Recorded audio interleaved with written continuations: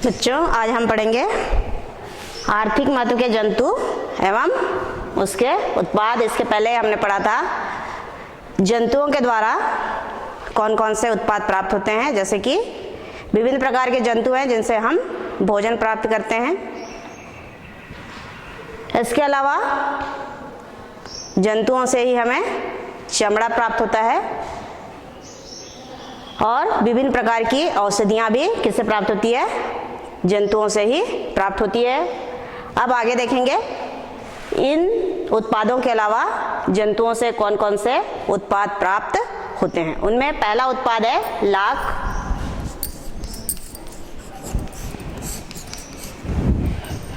लाख जो है एक प्रकार का रेजिन है। रेजिन जैसा पदार्थ होता है जो विशेष प्रकार के कीटों से स्रावित होता है। उन कीटों को कहा जाता है लाख कीट। और लाख हमको दो कीटों के दो वंश, पहला लेसिफर और दूसरा टेकार्डिया।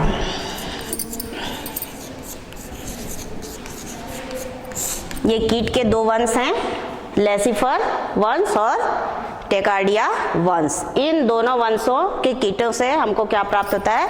लाख प्राप्त होता है। और लाख क्या है बोले हैं पर? एक प्रकार का रेजिन है जो कीटों से निकलता है या स्रावित होता है और लाख के रूप में हमें प्राप्त होता है। ये दोनों कीट अर्थात लेसिफर और टेकार्डिया की अधिकांश प्रजातियां जो है भारत और थाईलैंड में पाया जाता है।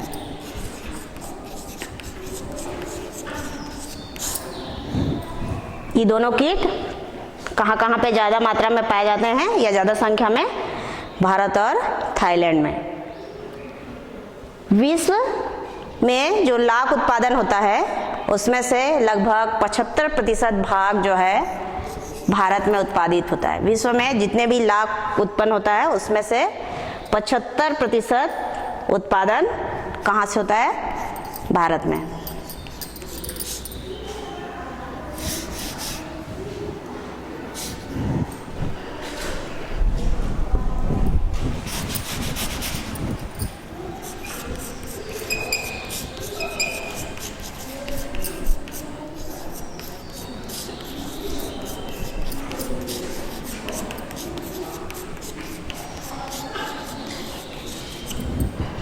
और इस लाख का उपयोग जो है विभिन्न प्रकार के उपयोगी वस्तुओं के निर्माण में किया जाता है। अब आगे देखेंगे लाख का जीवन चक्र।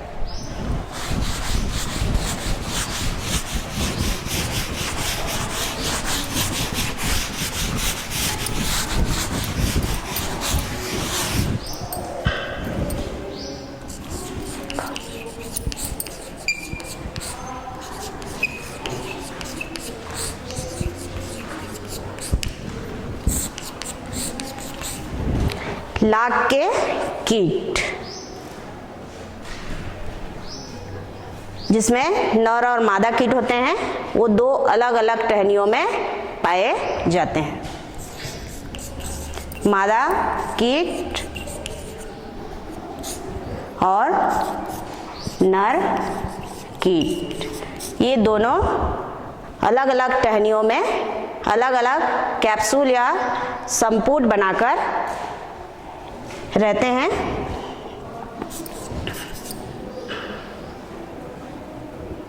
मादा की जो संपुट है वो आकार में गोलाकार होती है और नर जो संपुट बनाता है या जिसके अंदर नर कीट रहता है उसका आकार जो है लंबा होता है। तो इनको बोलते हैं संपुट या कैप्सूल।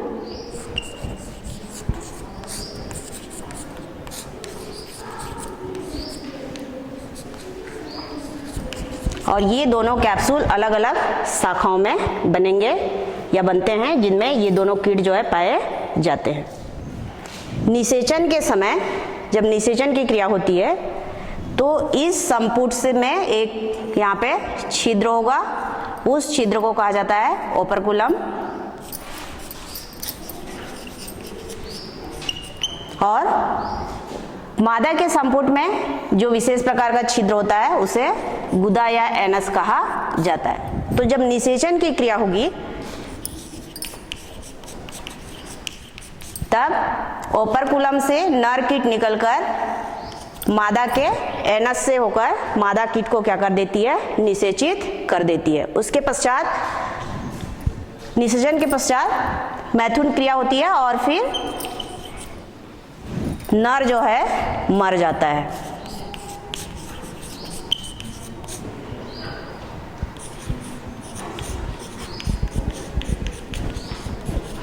ठीक है, निषेचन की क्रिया होने के बाद नर कीट क्या हो जाता है, मर जाता है। और जो मादा कीट है वो अभी तो ये कैप्सूल छोटा सा है, ये जो है बड़े आकार का कैप्सूल बनाता है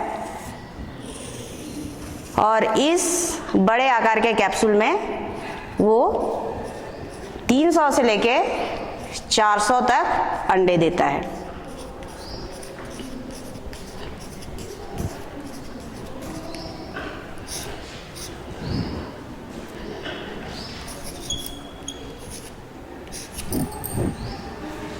ये अंडे जो है 8 से 10 दिनों में इल्ली में परिवर्तित होते हैं।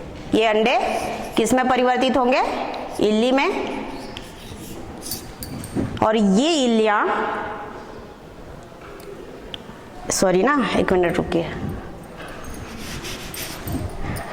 अंडा देने के बाद जो मादा कीट है वो इस संपुट से बाहर निकल आती है। उसके पश्चात इन अंडों से इल्ली उत्पन्न होते हैं या इल्ली बनते हैं अंडे, और ये इल्लियां कैप्सूल से निकलकर शाखा की जो टहनी होगी या पौधे में जो शाखाएं होती हैं उनकी छोटी छोटी टहनियां होती हैं उसमें रेंगते हैं या शाखाओं पे वे धीरे धीरे क्या होते हैं, चलते हैं। और कुछ समय के पश्चात शाखा की निचली सतह पे ये जो कीड़े हैं समझो, ये शाखा की निचली सतह से चिपक जाते हैं और चिपक कर तना का जो फ्लोएम है, फ्लोएम से रस चूसता है और चूसने के बाद जो कीड़े हैं वो क्या फ्लोएम से क्या चूसते हैं, अपने चूसकांग के द्वारा। यहाँ पे एक चूसने वाला अंग होगा उसके मुख में, उसको कहा जाता है चूसकांग। इस चूसकांग की मदद से वो फ्लोएम से रस को जो है, तना में जो फ्लोएम होता है उसके रस को चूसता है और चूसकर एक रेजिन के समान पदार्थ बनाता है। और ये पदार्थ जो है पहले मोम के जैसा पारदर्शी होता है, लेकिन जब सूख जाता है तो वो सूखने के बाद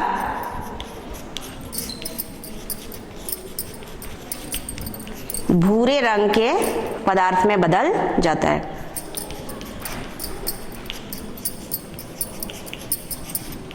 किस में बदलता है, भूरे रंग के पदार्थ में बदल जाता है और इसी भूरे पदार्थ को कहा जाता है लाख।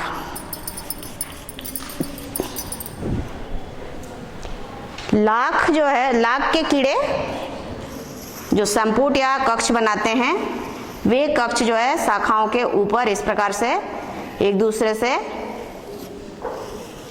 जुड़े हुए होते हैं और हमको एक पपड़ी के रूप में जो है प्राप्त होती है। ये लाख के कक्ष हैं और ये कक्ष जो है आपस में मिलके क्या बना लेते हैं, पपड़ी के समान संरचना। और इस पपड़ी नुमा या फिर इसी के द्वारा हमको क्या प्राप्त होता है, लाख प्राप्त होता है। तो ये था जंतु उत्पाद के रूप में क्या, लाख। अब अगला है रेशम। जंतु उत्पाद, अगला कौन सा उत्पाद है जंतु का, रेशम, जिसके बारे में हम आगे जानकारी प्राप्त करेंगे।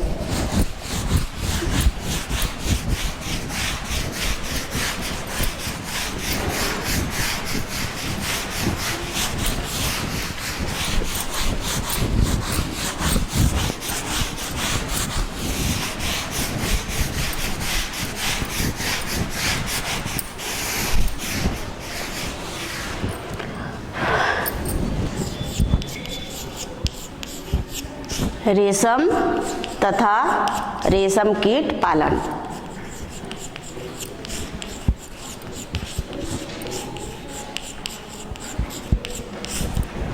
रेशम कीट पालन को सेरीकल्चर भी कहा जाता है।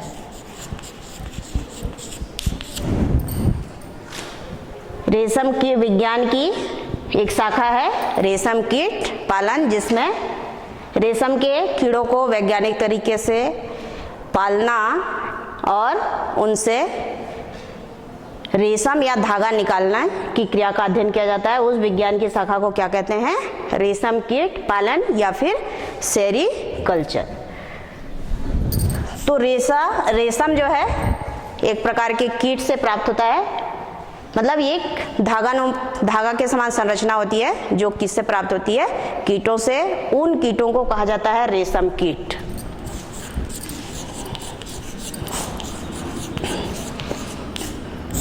रेशम कीट, और रेशम से कीमती वस्त्र तैयार किया जाता है। भारत के विभिन्न प्रांत में रेशम का उत्पादन किया जाता है। पहले रेशम कीटों को पालते हैं और उससे क्या प्राप्त करते हैं? रेशम प्राप्त करते हैं। उन राज्यों में वे राज्य हैं कर्नाटक,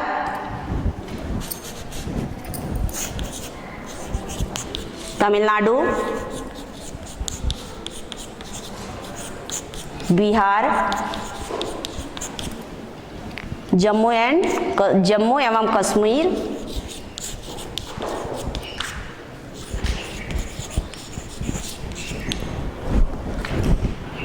हमारा राज्य छत्तीसगढ़।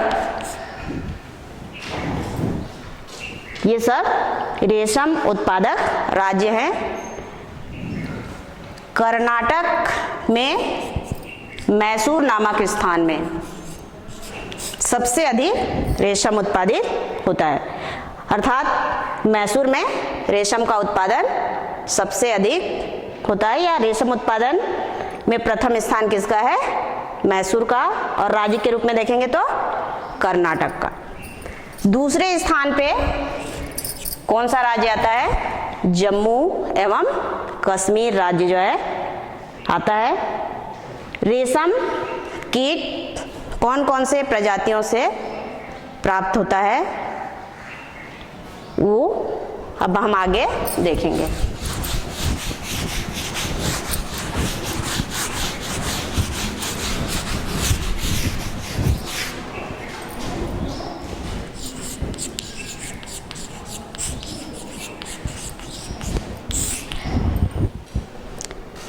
रेशम हमको अलग अलग प्रजातियों से प्राप्त होता है। उनमें है पहला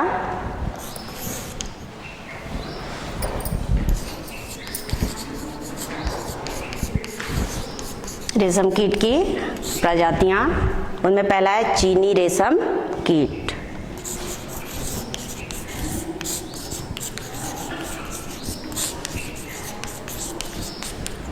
जिसको बॉम्बिक्स मोरी कहा जाता है, या चीनी रेशम कीट का जो वैज्ञानिक नाम है वो क्या है? बॉम्बिक्स मोरी।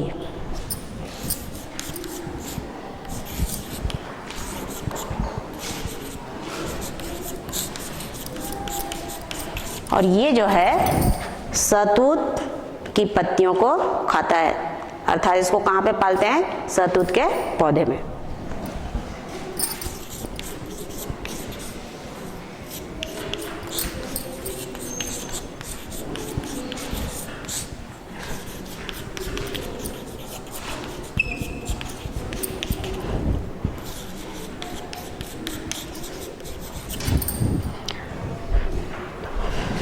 दूसरी जो रेशम कीट है वो है टसर रेशम कीट।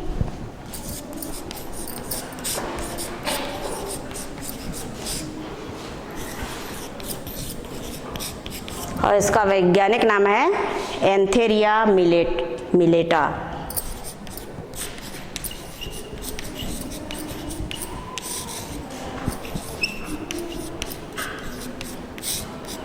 और ये अंजीर, साल और बेर के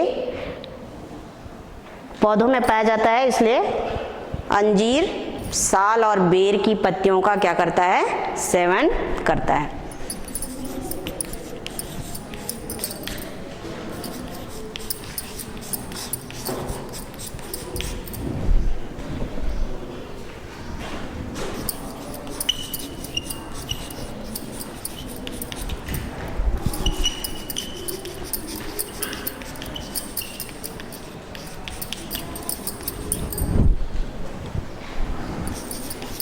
तीसरा जो रेशम कीट है वह है मूंगा रेशम कीट।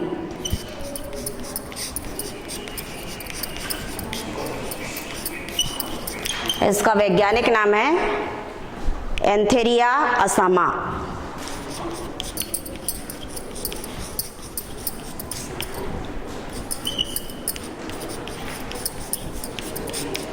और इनको पाला जाता है सिनामम तथा मैप्लस के पौधों में।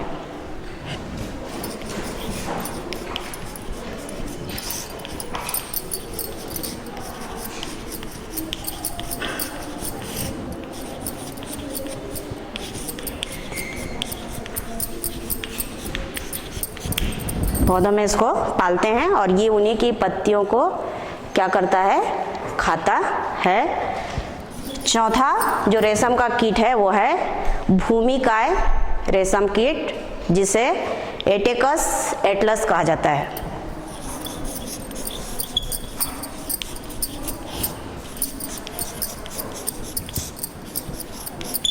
इसका वैज्ञानिक नाम है एटेकस एटलस।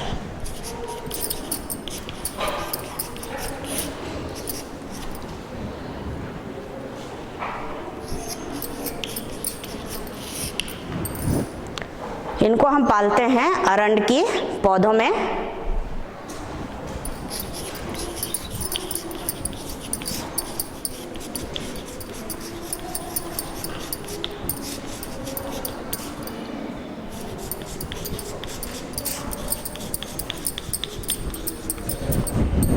तो एटेकस एटलस किसके पत्तियों का सेवन करता है, अरंड की पत्तियों का सेवन करता है। अब अगला है ओक रेशम कीट।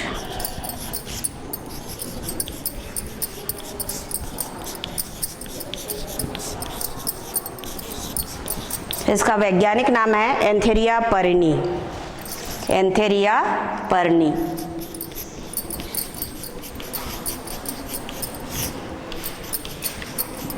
और ये जो है ओक या मदार,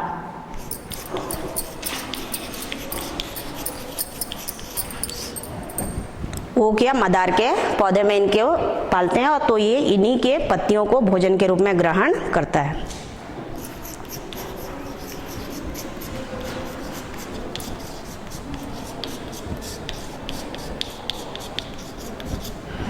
तो ये विभिन्न प्रकार के क्या हैं, रेशम कीट हैं, जिनसे क्या प्राप्त होता है, हमको रेशम जो है प्राप्त होता है।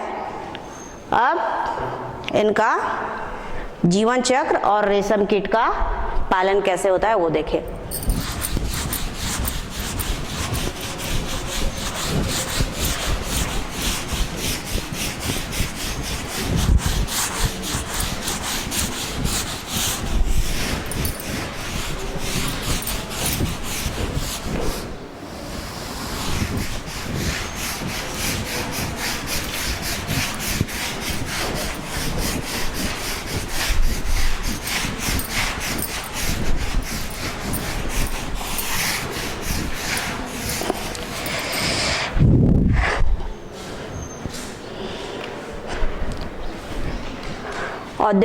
औद्योगिक रूप से रेशम कीटों को पालना क्या कहलाता है, रेशम कीट पालन, जिसमें कीटों को वैज्ञानिक तरीके से पाला जाता है और उनसे धागा भी वैज्ञानिक तरीके से ही निकाला जाता है। तो सबसे पहले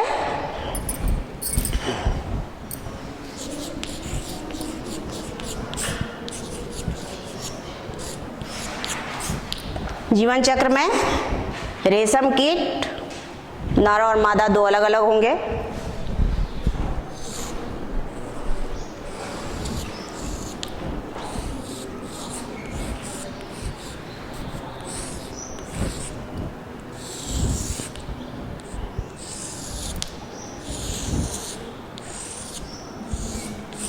इसको हम मादा के रूप में लें और दूसरा एक और कीट बना लेते हैं।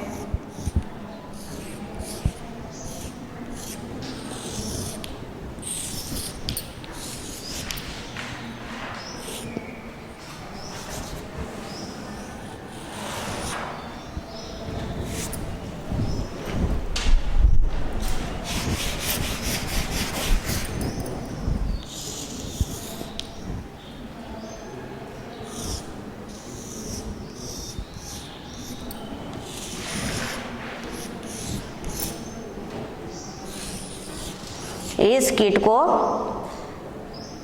नर के रूप में लेंगे। इन दोनों के बीच में निषेचन की क्रिया होगी। निषेचन की क्रिया के पश्चात जो मादा है वो अंडे देती है। इन अंडों से 4 से 5 दिन में लार्वा निकलते हैं।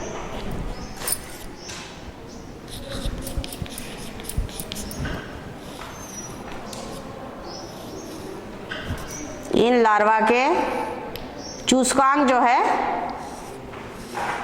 विशेष प्रकार के होते हैं। ये लार्वा भोजन ग्रहण करने के पश्चात शीघ्रता से बढ़ते हैं। इधर उनके पैर होंगे।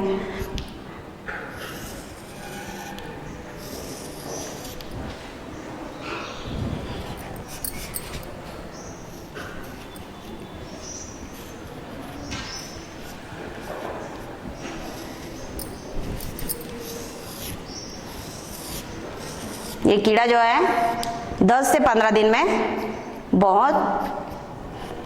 10 से 15 दिन में प्रौढ़ में परिवर्तित हो जाता है।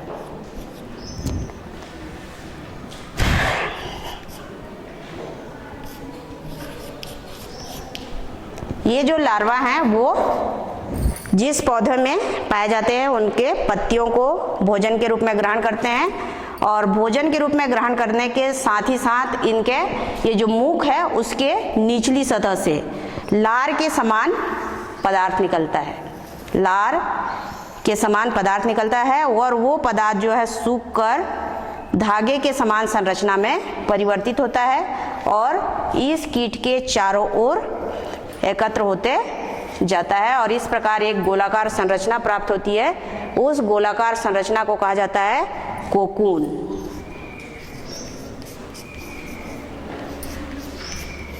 तो कीड़ा अब किसके अंदर है? कोकून के अंदर। और इस कोकून से 15 से 16 दिन में कोकून के ऊपरी भाग में क्या बन जाता है? एक छिद्र बन जाता है और छिद्र बनने से कीड़ा जो है तितली के रूप में बाहर निकल जाता है। तो इस प्रकार यदि कोकून का बीच का भाग टूट जाता है या फिर इसके अंदर जो कीड़ा है वो बाहर निकलता है तो व्यापारिक दृष्टि से लाभदायक नहीं होता।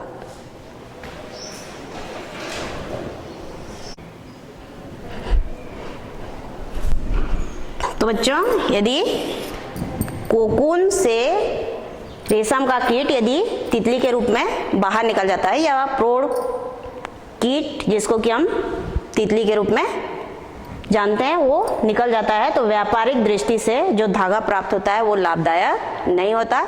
इसके लिए क्या करते हैं?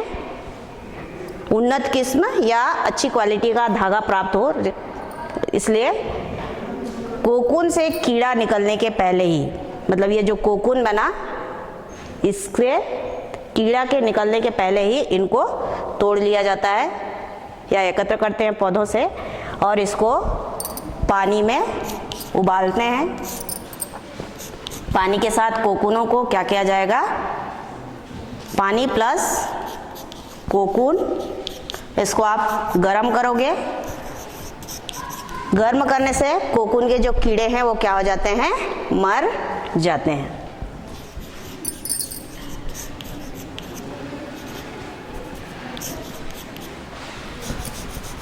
कीट क्या हो जाता है? मर जाता है। तब इन कीटों से, इन कोकूनों से क्या प्राप्त किया जाता है? धागा प्राप्त किया जाता है। मतलब इससे नहीं, ये तो टूटा वाला है, बिना टूटे हुए जो कोकून है जिसमें कि छिद्र नहीं होता, उससे क्या प्राप्त किया जाता है? धागा प्राप्त किया जाता है। धागा प्राप्त करने के लिए एक साथ 4 से 5 कोकूनों को लेते हैं और एक विशेष प्रकार की लकड़ी जिसमें एक छिद्र होता है, उसको एक घूमने वाली चक्री से डाल देते हैं चक्री में, और चक्री को घुमाते हैं, जिससे जो 5 या 6 कोकून जो भी लिए हो उससे इस प्रकार रेशा निकलता है और एक दूसरे के साथ इस प्रकार से ऐंठन के रूप में, एक लच्छी के रूप में हमको प्राप्त होता है। इस प्रकार जो रेशम प्राप्त होता है उसको हम बोलते हैं कच्चा रेशम। इन कच्चा रेशम